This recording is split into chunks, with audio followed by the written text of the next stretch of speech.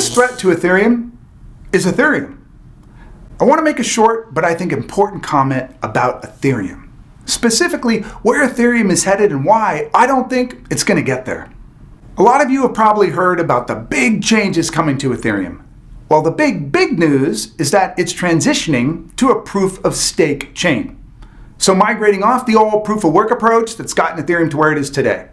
This is going to happen in phases, starting with a test environment called Beacon, and eventually the final phase of new and improved Ethereum 2.0, which will be called Serenity. Now, Serenity is going to do all this proof-of-stake stuff, while for a while presenting as its former proof-of-work self. The targeted transition date is 2022, but that won't happen. Expect 2024, 4 years from now.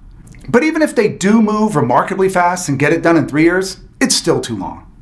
Sometimes when you try to do a remodel, it has a way of getting away from you and transforming into a complete rebuild.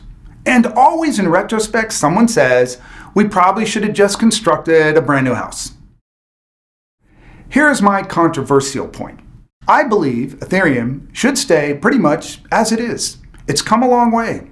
From the white paper in 2013, the crowd sale in 2014, the launch in 2015, Ethereum began life as a proof-of-work chain, and I think it should stay that way. Not because I think proof-of-work is the future. In fact, for bringing blockchain to commercial scale, proof-of-work is a technological dead end. Even Vitalik, the chief designer of Ethereum, understands that.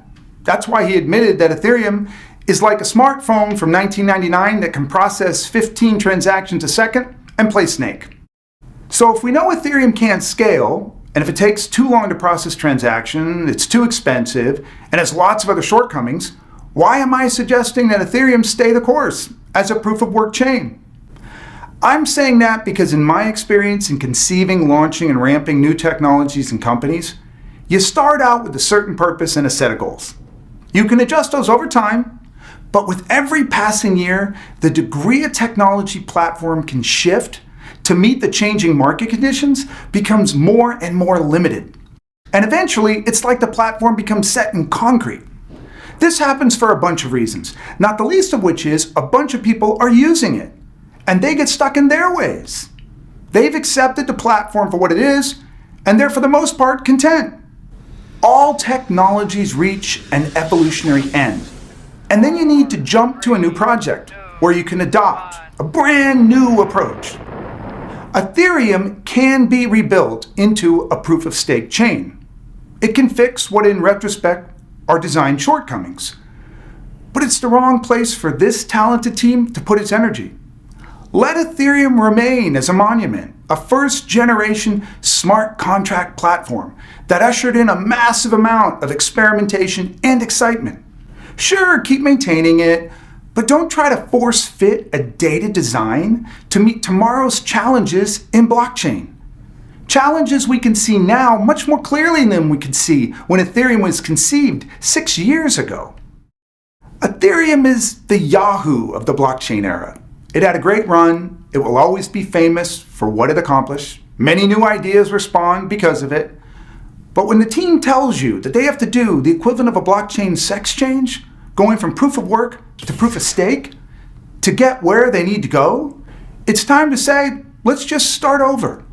Don't take on the problems of an installed base, thousands of dApps and other layer 2 chains that may not even want to migrate over to Serenity. Think about it. How many of the existing proof-of-work dApps and layer 2 chains using Ethereum today will want to do that? The biggest competition that Serenity, Ethereum 2.0 will face is probably Ethereum 1.0. I think a lot of the existing dApps and layer 2 chains on Ethereum 1.0 today are going to stay there.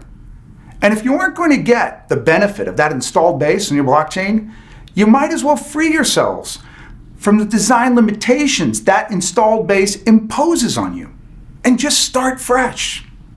Those are my thoughts on Ethereum's transition to proof of stake. And if you like what you heard in this video, please hit subscribe or post a comment, and I'll talk to you next time.